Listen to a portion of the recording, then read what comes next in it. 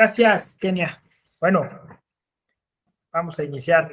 Gracias por su paciencia y estar aquí puntuales a las 10. Gracias, Alondra, gracias.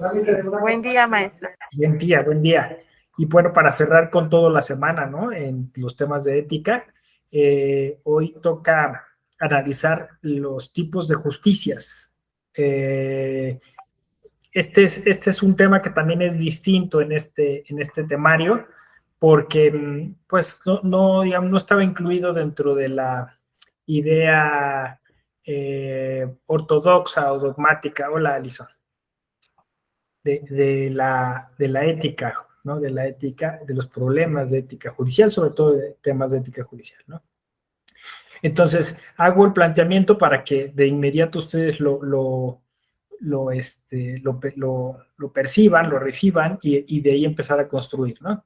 La idea es que parece que existe un cambio en el paradigma sobre la administración de justicia, ¿no? La justicia está cambiando y ya no se percibe del mismo modo. Y la hipótesis es que esto está sucediendo porque, como decíamos la clase pasada, la ética está generando este empuje, ¿no? O sea, la ética o la gloria está llevándonos a considerar que la justicia tiene que cambiar. Ese es el tema, ¿no? O sea, la ética está forzando a un cambio en la concepción de la justicia. Entonces, estas otras justicias, estas otras formas de atender cuál es el tema de la justicia, es lo que llevaría de alguna forma a introducir el tema de la ética de otro modo, ¿no? Es como una estrategia, ¿no? O sea, quizá ya no se habla tan recurrentemente de ética judicial, pero se está hablando de cambiar la justicia. Y quizá ahí es donde podamos tener un área de oportunidad para la ética, ¿no? Para lo que ustedes están estudiando y para el futuro venidero en torno a estos temas. ¿Por qué está cambiando? Pues digo, es evidente, ¿no? La justicia está, la administración de justicia, porque hay que empezar a colocar estos nombres, la administración de justicia, es decir, la justicia que brinda y desarrolla el Estado, es sumamente deficiente, ¿no? En casi todos los países. En países como el nuestro, pues todavía esto es mucho más palpable, ¿no? Y parece que por más esfuerzos que se hagan, no logramos solventar todas las expectativas sociales que se tienen en torno a la justicia, ¿no? Digo, ustedes pueden sumar a la lista cosas, o sea, además de lo que yo voy a decir, cosas como el tema del costo de la justicia, aunque se dice que la justicia es gratuita, pues para mucha gente es muy complicado, requiere de asesores, requiere de personas que la muevan, y entonces no es tan sencillo ni accesible para todo el mundo, ¿no? El tema de los tiempos, ¿no? Parece que en algunos casos la justicia es retardataria, ¿no? Ya ven que se hace mucho énfasis en que no es ni pronta ni expedita, y que, bueno, pues en muchos casos esto termina siendo más injusticia que justicia, ¿no? Gente que está ahí esperando o que recibe la noticia porque de alguna forma no hay una cultura de la facilitación, ¿no? O del acceso a los derechos. Entonces, muchos por formalismos o por legalismos se termina negando justicia, ¿no? Entonces, hay un tema ahí vamos a englobarlo todo, de falta de acceso a la justicia, en el cual ha puesto énfasis incluso la jurisprudencia de la Corte Interamericana, ¿no? Cuando muchos casos llegan ahí, y dice, bueno, llegan además después de décadas, ¿no? Pero casi siempre la Corte termina diciendo que el sistema en cuestión no es accesible, ¿no? Y entonces el Estado responde, claro que sí, mira, aquí están, estos son los requisitos, aquí están los medios de impugnación, aquí están las cosas, y la Corte Interamericana revive diciendo, sí, pero no es eficiente, no es eficaz, no es efectivo, ¿no? Y a este concepto la Corte le llama un acceso a la justicia pleno. Pleno, o sea, quiere decir que las personas, si buscan algo, lo consigan, ¿no? No simplemente que les diga, sí, hay un recurso, hay un proceso, y las personas pueden estar ahí años o pueden estar días, pero sin recibir lo que quieren. Entonces eso no es acceso, no es un real acceso, es lo que ha dicho la Corte Interamericana. Entonces, frente a esta, y que además ustedes pueden abrir, no sé, Latinbarómetro o cualquiera de estas encuestadoras y se darán cuenta que pues en América Latina la gente no confía en la justicia, en sus tribunales, ¿no? No confía en sus jueces. Hay un tema ahí también pues eso, de desfase, ¿no? O sea, la administración de justicia como una especie de burbuja, pensando que todo lo está resolviendo y la gente creyendo que cada vez está más lejana, más inaccesible, y entonces eso es, pues lo que las encuestadoras miden son dos cosas. Una es la percepción, que muchas veces está ligada a la realidad, y otra, pues sí, es la realidad que, aunque efectivamente, como digo yo, se hacen esfuerzos, en realidad estos esfuerzos no terminan por capitalizarse de todo, quizá pues por un deficiente planteamiento. Creo que ese es el tema, o sea, desde el inicio hay un deficiente planteamiento respecto de estos temas. Miren, por ejemplo, la cuestión que tiene que ver con la ética, ¿no? La cuestión de profesionalizar la ética tiene un efecto no deseado, ¿no? Un efecto contraproducente. Porque al final de cuentas, la persona que está encargada del asunto, pues es una persona que, si bien es un profesional en el derecho, no tiene de alguna forma la temperatura del tema, del momento, ¿no? O sea, pues es una persona extraña y que atiende el tema de forma pues despersonalizada. Eso que para nosotros es deseable, o sea, que lo que en ética judicial se llama la imparcialidad, la objetividad y la independencia, también tiene un efecto contraproducente, que es el que estamos constantemente diciendo. Bueno, pues es que los jueces tienen que humanizarse, tienen que sensibilizarse, tienen que entender que se trata de personas y esas personas tienen un género, tienen una cultura. Entonces hay como una especie de paradoja, ¿no? Por un lado me dices que no me interese en el tema, que me desapegue, que me aleje, y por otro lado me dices que me sensibilice, ¿no? Entonces, fíjense, toda una experiencia que tiene que ver con colocarle números a los expedientes y decir, bueno, se trata de un asunto, no pregunta mucho por las partes, ¿no? Y por otro lado, no, pero el principio pro persona y los derechos. Entonces, yo creo que esto ha generado pues justo este tema de confusión en torno a cómo debiera de ser la conducta de los jueces, ¿no?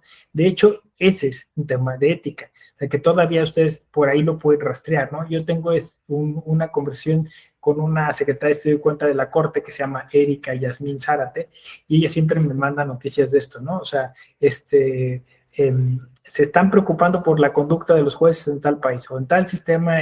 Hoy justo me mandó uno sobre la posibilidad de que los jueces integren también otras lenguas en España, ¿no? O sea, porque el idioma oficial es el castellano, y si en alguna medida, pues ya con esto de las autonomías llegan personas que no hablan castellano, pues esto representa un problema, ¿no? Que el caso para México, pues es lo que pasa con las lenguas de nuestros pueblos indígenas. Entonces ahí siempre está como esa cuestión, ¿no?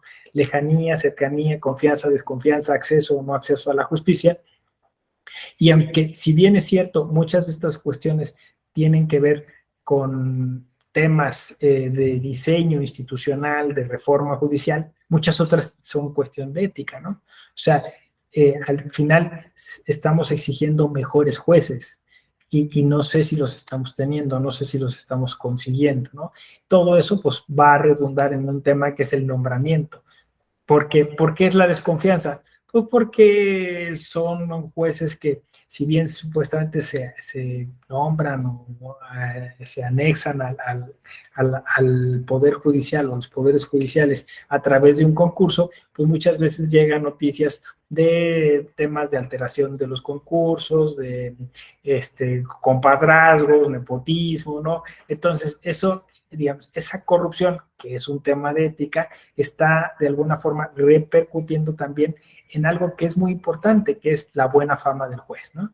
Pues sí, miren, podrá ser muy bueno el juez, pero de todas maneras, pues es el hijo de no sé quién que lo colocaron ahí por no sé cuánto, y que al final, cuando se tendría que eximir de conocer esa causa, no se exime, y además juzga de un modo que es evidente porque pertenece a una familia tal, que no sé qué, sí me explico, o sea, Entonces, no es un tema menor, o sea, el tema es que, bueno, pues puedes hacer una sentencia fabulosa, que el sistema esté perfecto, ¿no? Que los argumentos estén en su sitio, pero el tema es que el destinatario, las personas que reciben esa justicia, no creen en nada de eso, aunque esté perfectamente construido, pues porque desconfían de ese juez, ¿no?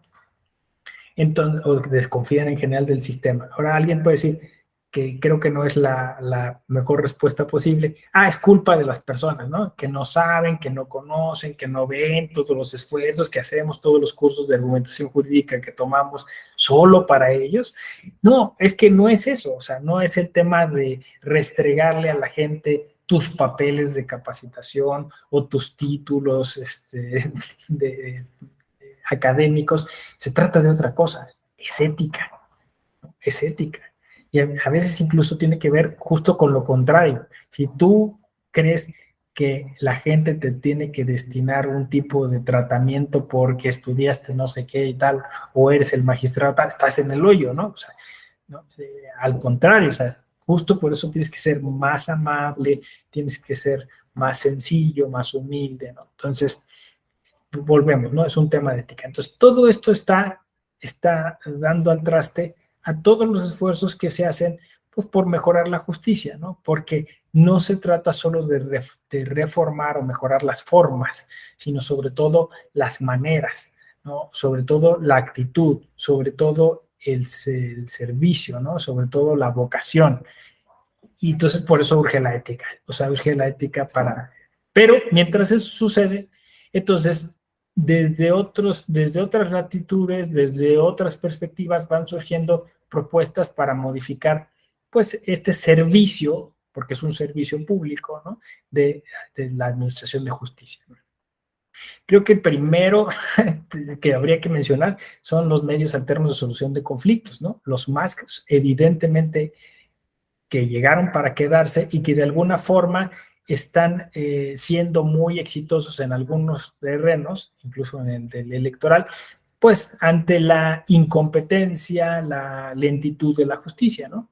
Entonces, pues la gente dice, bueno, pues mejor vamos a pedirle a favor a un mediador, o mejor hacemos un proceso de conciliación, o simplemente mejor emprendemos una negociación. Porque imagínate tú meter un recurso, ¿no? O sea, lo que nos va a costar, lo que nos vamos a tardar, el desgaste anímico que vamos a tener, ¿no? Entonces, formas, digamos, menos burocráticas o desburocratizadas, que después en algunos casos terminan siendo burocratizadas, ¿no? Porque después alguien dice, bueno, ¿qué tal si creamos un centro de mediación, ¿no? O ¿qué les parece si nosotros lo hacemos? Entonces, claro, porque el tema es que eso se está ciudadanizando.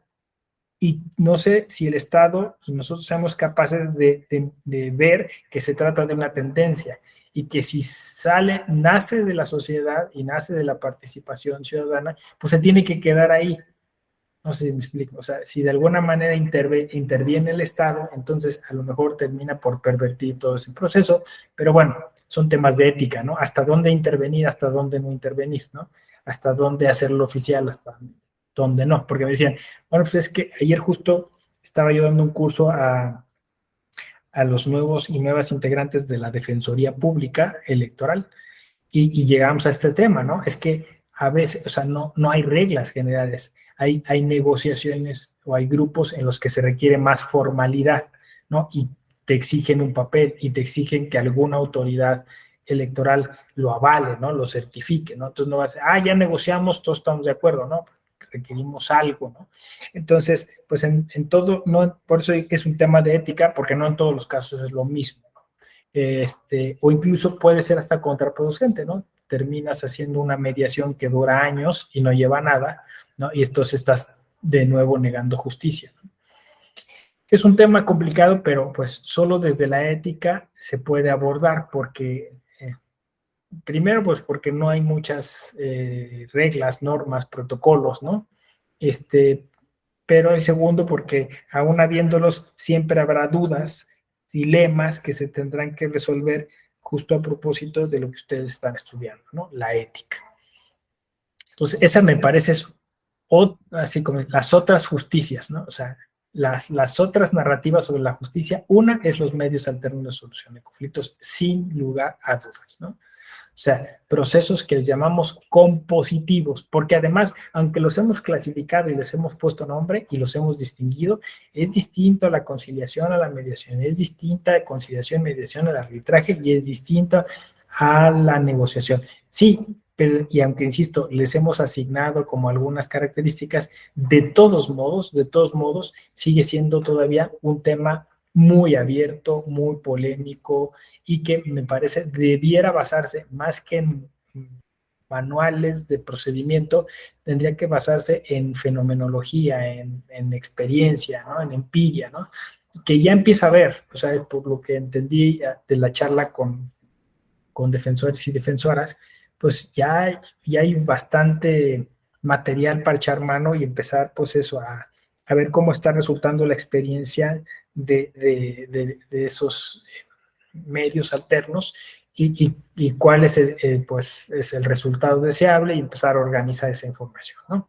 Entonces, ahí está muy presente la ética, porque muchas veces no son soluciones que tengan que ver, como decía yo, con un principio coercitivo, coaccionador, ¿no? De hecho, es decir, este problema de, bueno, es que no es vinculatorio, ¿no? Pues es que de eso se trata, o sea, se trata de qué quieres, o sea, ¿quieres un papel que te obligue a hacer algo o quieres llegar a un acuerdo, ¿no? O sea, ¿quieres, eh, pon, pues eso, ponerte de acuerdo con todos los involucrados? O sea, ¿qué se quiere? Y esto es un tema de ética, ¿no? O sea, no necesariamente se quiere tener la razón, sino se quiere más bien, pues, salir de alguna manera beneficiado sin perjudicar a alguien más. Volvemos a la ética, justo eso es la ética.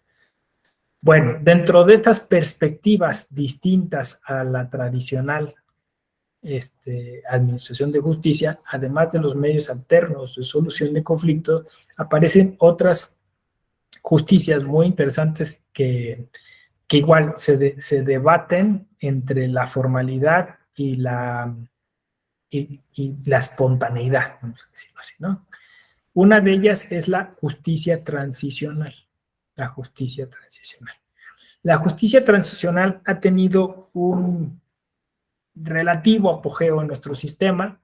Es más conocida en otros rubros y también incluso, como le pasa a los medios alternos de solución de conflictos, tampoco es algo totalmente acotado, distinguible, al 100% clasificado, ¿no? O sea, sí, tiene muchas características. No sé si ustedes ven, por ejemplo, no sé, se suele decir que es justicia transicional, la justicia posterior a la Segunda Guerra Mundial, ¿no? El Tribunal de Nuremberg, imagínense, Nuremberg se le asocia como justicia transicional, pero también se le ve como justicia transicional los tribunales británicos que resolvieron los temas del ejército, bueno, del IRA, ¿no? De estos grupos irlandeses, ¿no?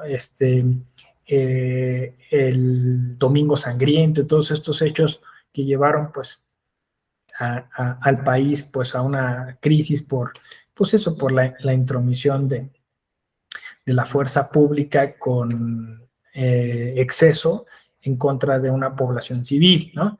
Entonces, pues ahí, ¿no? Es justicia transicional también lo que sucedió en Sudáfrica, las comisiones de la verdad, que es un tema siempre ligado a justicia transicional, comisiones de la verdad, en el tema del apartheid, ¿no? Y bueno, pues toda la población afro-sudafricana,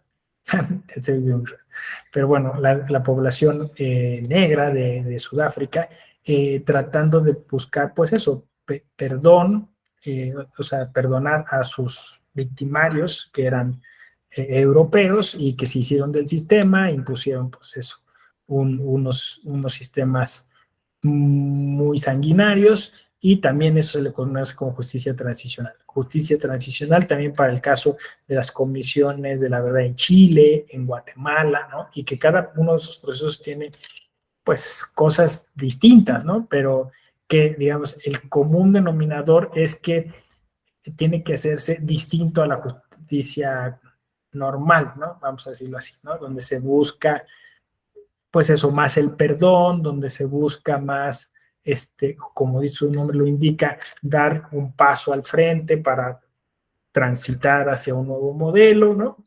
El caso colombiano, que quizá es también muy célebre, ¿no? En ese aspecto, tratando, bueno, pues de generar un entorno, incluso puede haber una ley, y ahí es donde ya empieza como la formalidad, porque quizá los estados intervienen y hacen, pues un sistema legal que permita esa transición, sobre todo exculpando algunos crímenes, ¿no? Que pudieran estar teniendo alguna calificación jurídica diciéndoles, bueno, pues entreguen las armas, por ejemplo, ¿no?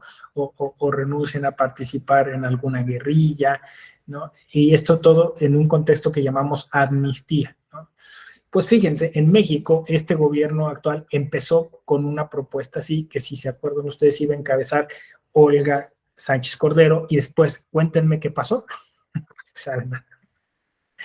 Y ahora estamos del otro lado, ¿eh? Qué curioso, ¿no? O sea, ahora ya, o sea, antes era, bueno, pues vamos a hacer comisiones de la verdad, vamos a sentar ahí al ejército, vamos a cuestionarlo, vamos a hablar con las víctimas, y ahora estamos del otro lado, ¿no? Que, que el ejército siga, ¿no? Ya nadie hable de verdad, ni de paz, ni de memoria. En fin, y esos conceptos, paz, verdad, memoria, ¿no? Como derechos que además dentro del ámbito interamericano tienen una connotación específica, o sea, son derechos, ¿no? También en el ámbito mexicano no se habla nada de esto, ¿eh? O sea, no se habla de que tenemos derecho a eso, o sea, es gravísimo, ¿no? O sea, fíjense, tenemos derecho a la paz. Pero es complicadísimo en un país donde me decían que antier o no sé qué día ejecutaron a 20 personas, así nada más, ¿no? Y ya nadie dice nada, ¿no? O la diputada esta que fue asesinada, o sea, cosas tremendas que hemos normalizado. Y bueno, pero justo estas justicias dicen, a ver, estamos tratando de resolver un tema de paz social que está haciendo falta y que la Administración de Justicia no está generando, ¿no? Entonces parecía que de alguna forma también es como una especie de retomar la ética, ¿no? Es decir, a otra vez hablar de máximos. ¿Qué hacemos con ese tema, no? Nos preocupa porque el Estado no está alcanzando, no está llegando. ¿Cómo lo hacemos? ¿A través de qué medios, qué conceptos incorporamos, ¿no? Entonces, pues viene esta justicia transicional que bueno, pues insisto, tiene un montón de fenómenos, de vertientes. Por cierto, les recomiendo mucho, si la consiguen, un peliculón que además es, digo si la consiguen porque es muy difícil acceso, de Jairo Bustamante, La Llorona. La Llorona. Es un crossover entre cine de terror y cine mágico de ficción, pero trata sobre el tema de la justicia transicional en Guatemala. Entonces, es muy bonita película, muy bien hecha, muy buenas actuaciones y el tema está muy bien planteado, ¿no? Porque aunque se trata de esta leyenda de La Llorona, pues trata sobre eso, ¿no? O sea, sobre la violencia en particular contra las mujeres mayas en Guatemala. Bueno, de hecho, bueno, películas sobre estos temas hay muchísimas, ¿no? Con Hilary Swank, ¿no? Red Dust, sobre las comisiones de la verdad en Sudáfrica, preciosa película. Este, pues casi todo lo que tiene que ver con Mandela, ¿no? Y todas estas películas que salían sobre Sudáfrica, hay bastantes. Sobre el Domingo Sangriento hay una película e incluso hay un video de YouTube, ¿no? Muy famoso, ¿no? Hablando de la justicia transicional, ¿no? Eh, Otra película que se llama Nuremberg Argentino. Bueno, el juicio de Nuremberg, que es famosa, además que pues, si la aguantan porque dura como 4 horas.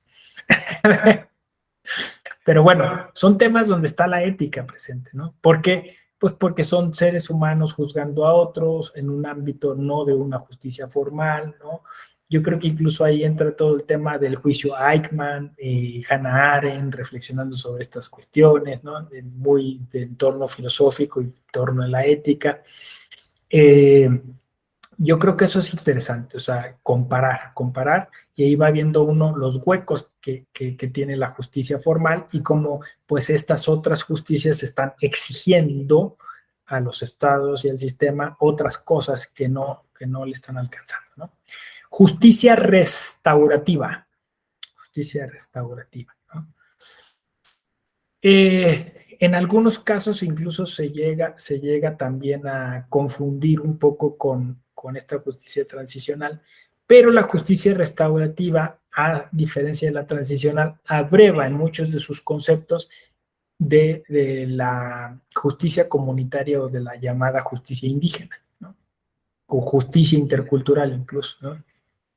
Y también la justicia intercultural se mueve en un terreno entre lo oficial y lo no oficial, ¿no? O sea, en términos electorales, pues hemos construido toda una jurisprudencia y líneas jurisprudenciales en torno a eso, y me parece que ayudados de la ética, ¿no? Porque cuando, por ejemplo, no sé, el tema de la suplencia de la queja, por ejemplo, ¿no? O sea, la suplencia de la queja es una institución que está formalmente reconocida en la legislación electoral, pero hasta dónde llevarla, pues es un asunto de ética. O sea, hasta dónde vas a ayudarle a la persona a acceder a la justicia. Y en el caso de las comunidades indígenas, pues se habla de otra vez, acceso pleno, y se habla de una suplencia de la queja absoluta, ¿no? O sea, es decir, por eso se creó la defensoría, ¿no? Redáctales la sentencia, ¿no? O sea, sí. Hay que ir por las pruebas, pues vamos por ellas, ¿no? O sea, ¿con quién hay que hablar? Lo hablamos. No entendemos, pues háblale a los expertos, ¿no? Es una amicus curiae, o sea, entonces es un tema de ética, ¿no? O sea, la justicia intercultural ha forzado a la justicia normal, digamos, a la justicia estatal, a abrirse, ampliarse, a maximizarse, ¿no? Y entonces a introducir la ética, ¿no? Y con las preguntas hasta dónde, hasta cuándo, con quién, ¿no? ¿Por qué con quién? Pues sí, bueno, pues ya el alargamiento de la defensoría hace eso. Bueno, pues si lo haces con los indígenas, pues también lo tendrías que hacer con las personas que tienen alguna discapacidad, ¿no? Lo tendrías que hacer con algunos otros colectivos que quizá, pues, aunque sí tienen a lo mejor preparación, pero no tienen los elementos para poder presentar los asuntos como es debido, ¿no? Por ejemplo, el caso de las mujeres, ¿no? Que sufriendo tantas violencias, pues no les es tan sencillo estar en igualdad de condiciones o circunstancias en algunos casos, y eso, ¿no? O sea, ahí está, preguntas, hasta dónde, hasta cuándo, con quién, cómo, dónde, ¿no? Y es ética, ¿no? Entonces, esta justicia que la llamaremos interseccional, ¿no? También está empujando, está forzando a que las cosas cambien. Y bueno, pues ahí surge la justicia restaurativa. Cuenta la leyenda que fueron justamente grupos indígenas mexicanos.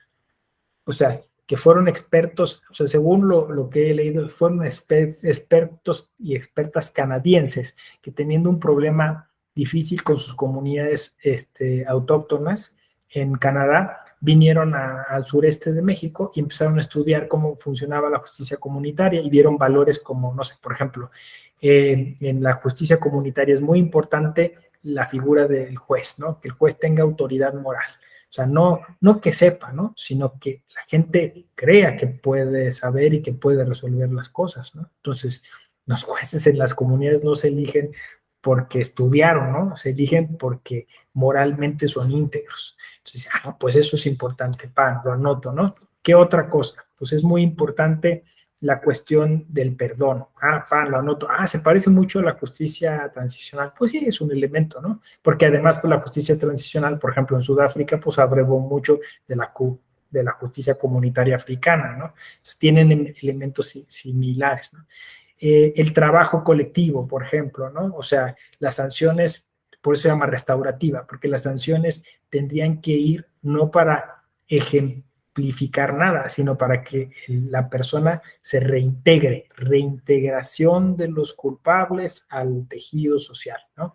Restauración del tejido social, ¿no? Entonces todo eso lo empezaron a anotar, empezaron a hacer manuales y a hacer propuestas. Y entonces, pues, donde pegó más fuerte justo fue en ese ámbito, ¿no? Canadá, los Estados Unidos, quizá en la región de Alaska, hubo algunos fenómenos y luego se fue extendiendo hacia otros lugares con esta idea, ¿no? Justicia restaurativa como una justicia para, pues eso, para hacerlo desde pues también, ¿no? No es, a veces no es un proceso formal, no, o sea, no es que el Estado lo encabeza, a veces sí, a veces no, en algunos casos sí, pero normalmente cuenta mucho porque así es su naturaleza, con la colaboración de las propias personas que están involucradas dentro de esas comunidades donde se ha de ejercer la restauración, ¿no? Ahora, quizá la transicional tiene como una vocación mucho más nacional, mucho más grande, y la restaurativa se enfoca en fenómenos mucho más circunscritos, más focalizados, por decir de una forma, ¿no? Quizá esa pueda ser una de las diferencias, pero está todo por estudiarse, porque insisto, alguien le puso un nombre, pero pues como están viendo ustedes, está muy interesante, ¿no? Porque están haciendo propuestas que pudieran ser interesantes, analizables, para empezar a encontrar áreas de oportunidad dentro de la administración de justicia, que se pudieran de alguna forma implementar. La cuarta, ¿no? Porque yo puse medios alternos, solución de conflictos, transicional, restaurativa, y la cuarta es la justicia terapéutica. ¿Habían oído de esta? Justicia terapéutica. La justicia terapéutica es un movimiento, eh, podemos decir casi académico, que surge en América Latina. De hecho, hay una asociación de jueces de justicia terapéutica o algo así, y el vicepresidente es un mexicano. O sea, es un movimiento, yo diría, ¿no? Aunque se han agrupado, pero pues es una tendencia, ¿no? Que en América Latina surgió, y estos jueces y juezas se han comprometido aunque se trata de administración de justicia normal, formal, estatal, pero se han comprometido a hacer o asumir una postura distinta, ¿no? Entonces, se reúnen y casi tienen el cariz de reuniones de comités de ética, ¿no? A ver qué problemas enfrentas en tu país, cómo lo están haciendo, cómo lo están resolviendo. Y como su nombre lo indica, la idea es un cambio de paradigma. O sea, el juez es un terapeuta, es alguien que trata de restañar heridas, de recomponer las cosas, ¿no? En ese caso, pues también tiene muchas cuestiones similares con la restaurativa, pero aquí lo interesante es que surge desde los propios jueces que son servidores o funcionarios del Estado, ¿no? De hecho, si rastrean, aquí en la Escuela Judicial Electoral tuvimos unas conferencias, un ciclo de conferencias que se denominó el derecho a la paz y el derecho electoral. Y ahí invitamos a muchos de estos pues, exponentes, de estos expositores, y estuvo muy, muy interesante. Miren.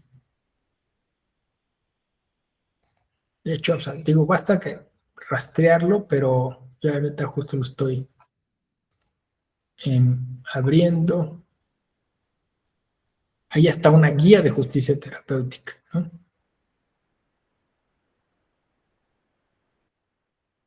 Y la justicia terapéutica es un paradigma jurídico que se refiere al estudio del papel de la ley como agente terapéutico. La propuesta se basa en el desarrollo de la forma en que se da este paradigma en el campo de la justicia, de la capacidad en situaciones relacionadas. Bueno, aquí dice, cuando la justicia terapéutica se centra en el impacto de la ley en el espectro emocional y el bienestar psicológico de las personas involucradas en los procesos, ¿no?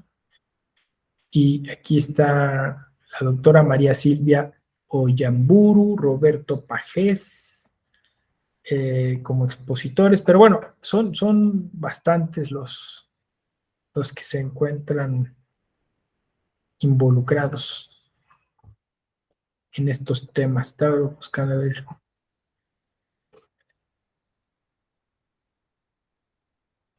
Pero les digo, a ver, si buscan ese ciclo de conferencias en la biblioteca de la Escuela Judicial Electoral, para, como dicen, para mayor abundamiento, podrán tener pues estas referencias, ¿no? Entonces, la idea de esta clase, pues un poquito es mostrar cómo estas inercias, estas tendencias, ¿no? Estas coyunturas que están generando, por un lado, dudas en los sistemas de justicia estatales y por otro lado movimientos, fuerzas exógenas, ¿no? Que están generando espacios donde la gente puede llegar a buscar la solución a sus controversias de otra manera, ¿no? O como sociedades estamos arreglando problemas pues que a veces no terminan por tener salida, ¿no? o desahogarse en las instancias normales a través de otros medios, ¿no? Es un asunto, como les dije yo, complejo y de ética, porque, pues, por ejemplo, en el tema de la justicia comunitaria, ¿no? Donde, por ejemplo, pues, o sea, que está muy ligado a temas que pueden ser como controversiales, no sé, autodefensas, o incluso en algunos casos, digamos, yéndonos a un extremo, hasta linchamientos, ¿no? O sea, que alguien podría decir, es que esas son formas de justicia alternas o de justicia comunitaria o de otro tipo de justicia frente a la inacción del Estado, ¿no? Yo creo que más que quedarnos con el fenómeno que puede como satanizar estas otras justicias, es decir, ven, por eso hay que irnos por la justicia estatal y la normal, yo creo que hay que encontrar esa área de oportunidad, hay que darle la vuelta y hay que mirar esa lectura. ¿Por qué la gente está desesperada por buscar otras maneras, ¿no? Porque no encuentra en la justicia esas respuestas que necesita, ¿no? ¿Qué debemos hacer nosotros dentro del ámbito de la administración de justicia para cambiarlo? Y creo que esa es la pregunta que nos lleva otra vez a la ética, ¿no? Porque no necesariamente es, vamos a plantear una reforma o vamos a hacer esto, sino más bien vamos a convencer a la gente que tiene que ser mejor, ¿no? Porque además, en el ámbito de la ética judicial, que se me olvidó comentarles cuando hablamos de los códigos, Mariano solo insistía mucho en una cosa, ¿no? La ética judicial no solo es para los jueces, la ética judicial es para todas aquellas personas que participan en el ámbito de la justicia. Hay que hacer énfasis en eso, porque luego se cree que solo está como para cuando el juez redacta su sentencia. No, la ética está desde la oficialía de partes, cómo se recibe a la gente, con qué gestos, con qué palabras, ¿no? Entonces, en todos lados tiene que estar, e incluso en gente que coadyuva a la justicia, ¿no? Peritos, abogados, litigantes, ¿no? O sea, todos tienen que contribuir a eso, porque había como que la idea que la ética judicial pues era nada más para los jueces, ¿no? Y no, o sea, en realidad es para todo mundo, ¿no? O sea, esa es la idea. Entonces, impulsar un cambio, pues desde la capacitación, de la generación de espacios que permitan la discusión de estos temas, es ahí donde va a surgir, o resurgir la ética, ¿no? La ética y la justicia, ¿no? En un diplomado sobre problemas de ética jurídica y judicial, pues es importante decirlo, ¿no?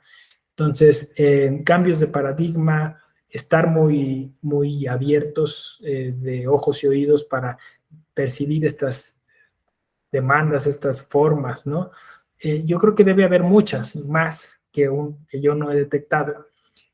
Incluso formas que a veces son muy exitosas, pero no son muy conocidas justo porque son tan exitosas que desarticulan conflictos desde antes, ¿no? No sé si me explico, o sea, ni siquiera lo sabemos porque se desarticularon mucho antes, ¿no? No sé, pienso, pues incluso en formas de organización social que tienen esta capacidad de autogestionarse, ¿no? Que hacia allá vamos, la participación política también como un espacio de paz, ¿no? Donde la gente dice, bueno, pues antes de enojarnos, pues mejor vamos a ponernos de acuerdo, ¿no? Entonces, por ejemplo, pues todo esto que tiene que ver, creo que por eso se llama justicia terapéutica, con círculos de autoayuda o círculos de ayuda, ¿no? O sea, es decir, hay muchas instituciones que dicen, bueno, pues vamos a hacer, no sé, un ciclo de cine, un ciclo de lectura, o vamos a ponernos en círculo, vamos a hacer respiraciones, vamos a hacer esto, ¿no? Entonces, porque como he dicho, la terapia no necesariamente es ir con un psicólogo, un psiquiatra, ¿no? O sea, hay aromaterapia, hay terapias de muchos tipos, y esas a veces son fórmulas o formas mucho más sencillas y humanas que se pueden, que pueden generar a la postre paz, justicia, ¿no? Orden, ¿no? Entonces también creo que esas áreas, ¿no? De oportunidad que pueden ser espacios de diálogo, de discusión, que le llamamos justicia, que le llamamos democracia directa, ¿no? O sea, es decir, foros de participación, ¿no? Observatorio, ¿no? O sea, puede haber muchas otras fórmulas, ¿no? Que quizá no hemos detectado del todo y que habría que incentivar para generar una especie de propedéutica. O sea, es que no todo tiene que ser litigio y pugna y pleito, ¿no? O sea, podemos generar una sociedad que se entienda mejor, que se escuche mejor, ¿no? Y que entonces termine de alguna forma poniéndose de acuerdo para no pasar a ninguna otra instancia, ¿no? Posterior, ¿no? Entonces, yo creo que aquí hay un área de oportunidad tremenda, ¿no? Casi siempre cuando se habla de estos temas se minimalizan, se minimizan, ¿no? Se minimalizan, ¿no? Que es una visión minimalista, es decir, bueno, la justicia intrapartidista o intrapartidaria, ¿no? Pues miren, fíjense que sí, pero no como se mira, así como de manera muy minimalista, ¿no? Sino como una tremenda área de oportunidad. Imagínense que los partidos políticos fueran espacios pues eso, de acuerdo, ¿no? Realmente de acuerdo, ¿no? Y que hubiera, pues eso, personas capacitadas para recibir a los simpatizantes del partido y decirles, a ver, cuáles son tus temas, tal, y nosotros les damos forma y los canalizamos a través, pues, de estas propuestas, de estas plataformas, que en la siguiente elección se van a presentar de esta manera, ¿no? Así debiera funcionar. Pero es así, o sea, los partidos políticos lo van ya tengo que poner algo de justicia interpartidista. Pues nombro un cuate que esté ahí en una oficina recibiendo. No, o sea, no, es un área de oportunidad, ¿no? Y lo es en las escuelas, lo es en las universidades, o sea, lo es en todos lados, ¿no? O sea, en todos lados tendríamos que estar pensando en eso, ¿no? En una paz orgánica, en una paz institucionalizada, ¿no? No, o sea, nadie habla de paz en este país, insisto, en un país tan violento deberíamos estar ya hablando todo el mundo de este tema, ¿no? Entonces, por ahí hay un cuadernillo, igual si les interesa, que yo publiqué en la FEPADE, que se llama así, el derecho a la paz como un derecho necesario para el derecho electoral, descargable, gratuito, donde se plantea un poco todas estas cuestiones, ¿no? Así es, entonces, de eso se trataría, una ética para descubrir, para diagnosticar, para proponer estrategias de pacificación. Y no todo quizá sea jurídico o judicial. Habrá otras muchas opciones. Bueno, aquí yo estoy cerrando, terminando con este tema. No sé si hay dudas, comentarios, algo que quieran y gusten agregar. ¿Todo bien? ¿Todo correcto? ¿Sí? Excelente. Bueno, pues yo les deseo un feliz fin de semana. Espero verles pronto en algunos de los espacios de la eje. En unos minutos más tenemos la tertulia. Igual si gustan verla por Facebook o YouTube, se va a transmitir o incluso entrar, me avisan. Va a estar, va a estar, es histórico para mí. Va a estar una mujer que tiene 13 años recluida en prisión preventiva, ¿saben, no? Si en el momento en el que la incriminan y le dicen que posiblemente es culpable de tales y cuales delitos, ella dice, sí, soy culpable, ya hubiera salido, porque la condena hubieran sido 5 años. Pero ella dice, no, soy inocente, y ¿cómo me voy a declarar culpable? Bueno, entonces espérate ahí, ahorita atendemos tu asunto. 13 años después, sigue ahí. Madre de 2 hijos, los cuales pues no ha visto en todo ese tiempo. Y otro dato, bueno, quien la incrimina es el ejército. Terrible. Entonces, bueno, vamos a platicar con ella a propósito de sus derechos político-electorales, ¿no? O sea, porque cuando le dijimos, oye, ¿y tú sabes que podías votar? ¿En serio? No sabía. Y luego le cayó el 20 y dijo, oye, los cambios que se podían hacer, ¿no? Porque no tenemos ni voz ni nada aquí adentro, ¿no?